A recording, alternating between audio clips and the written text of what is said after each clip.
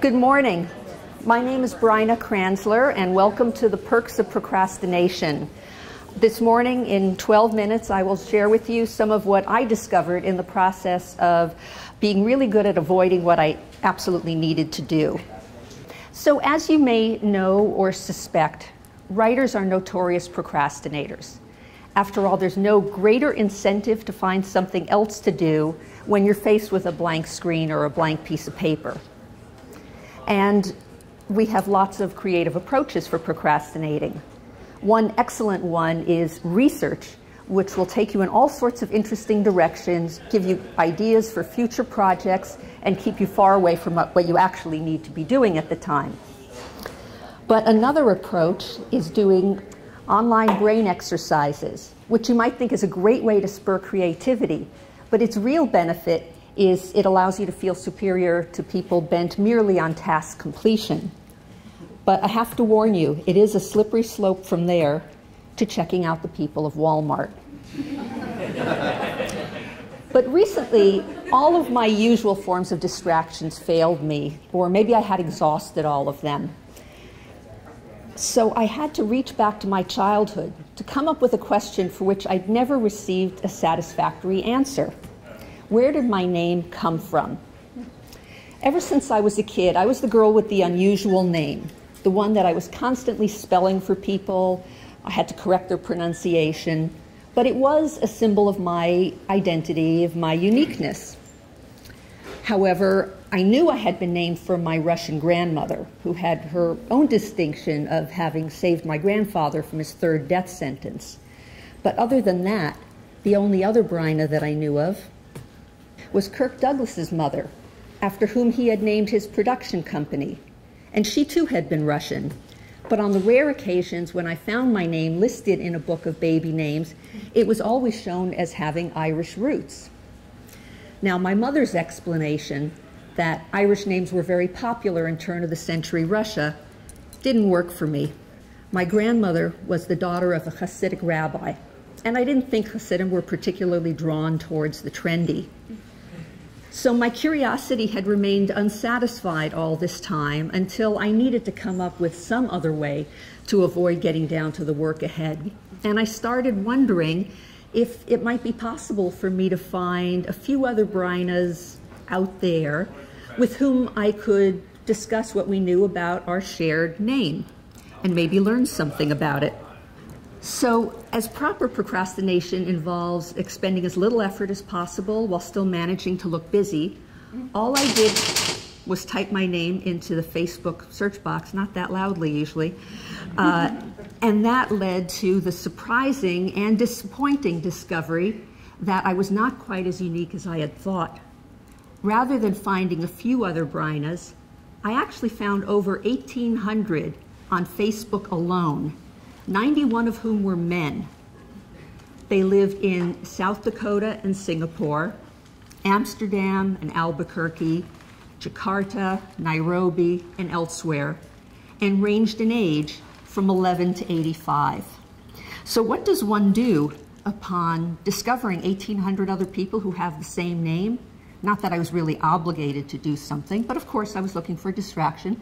So I decided to form a private Facebook group, and I invited my namesakes to join it and share what they knew about our name.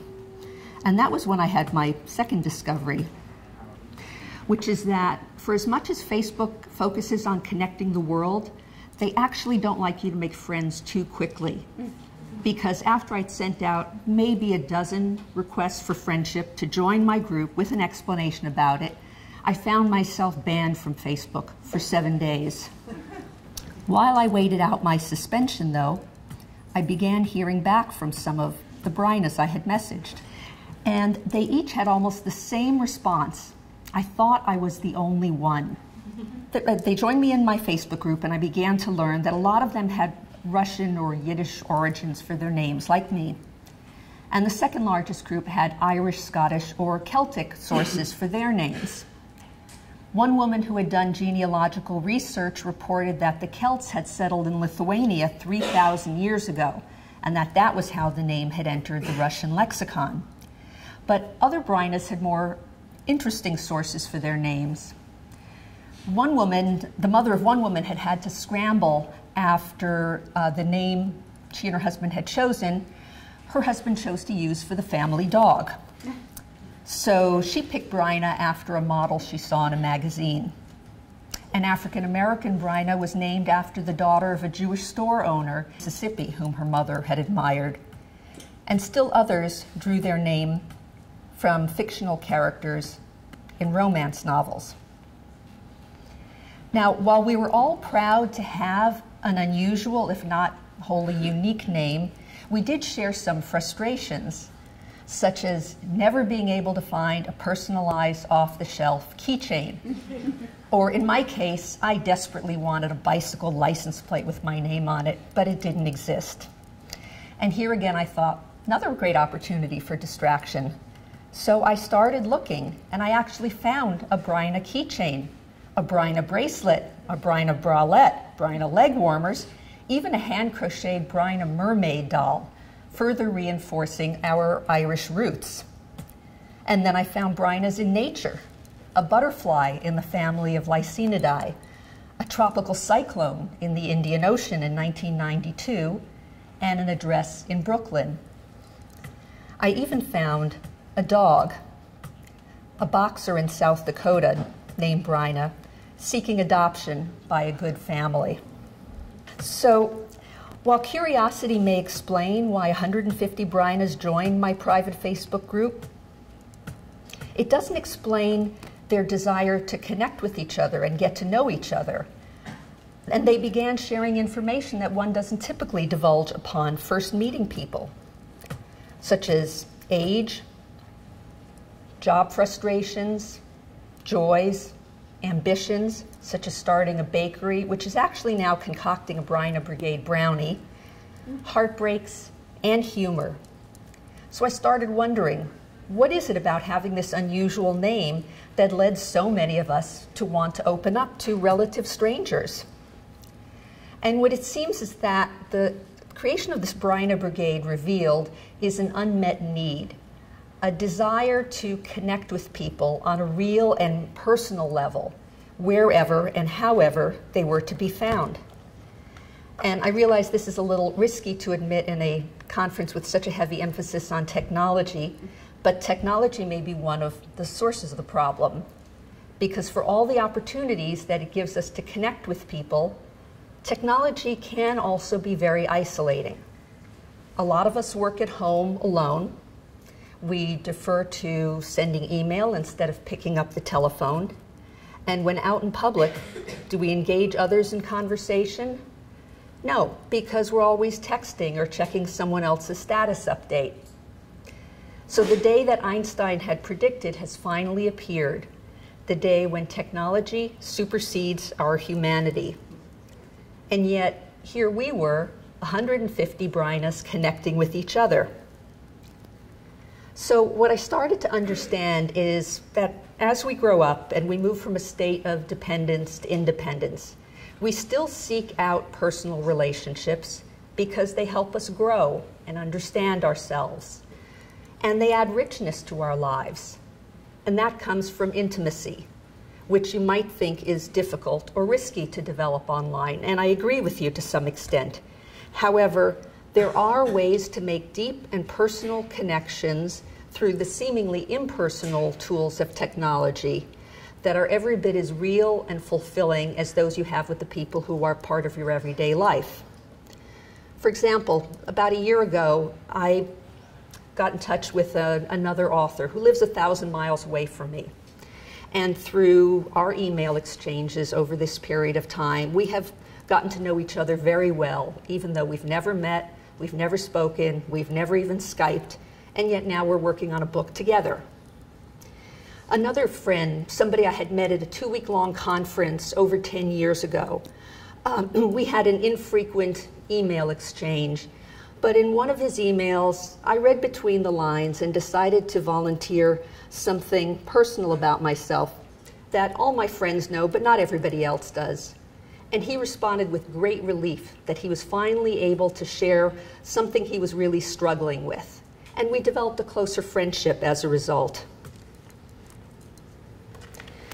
So it is possible to connect through these tools and achieve intimacy by doing one thing in particular, which is admitting vulnerability. And for that, I like to thank The Simpsons, who made it possible for all of us to admit that our families aren't perfect and that we're not perfect either. So you'll find that when you share something that you're struggling with, whether it's at home, on the job, with kids, or some other sector of your life, people will respond with the ways in which they're not perfect either. And it doesn't involve exposing some deep, dark secret. Maybe admit that you misplaced your car somewhere along the 100-mile circumference of Lake Geneva, which I have done. Or that you're completely incapable of setting up audio-video equipment. Ditto. Or have difficulty understanding investment strategies, despite having an MBA. It's by dropping that facade of invulnerability that makes it possible for us to get to know other people on a similarly unguarded basis.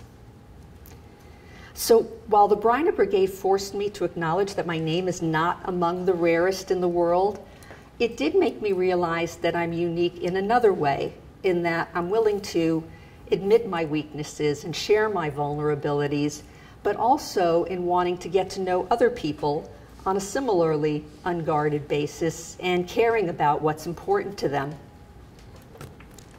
So my charge to you over the next few days is, while you're waiting for coffee or for the shuttle, try this a few times.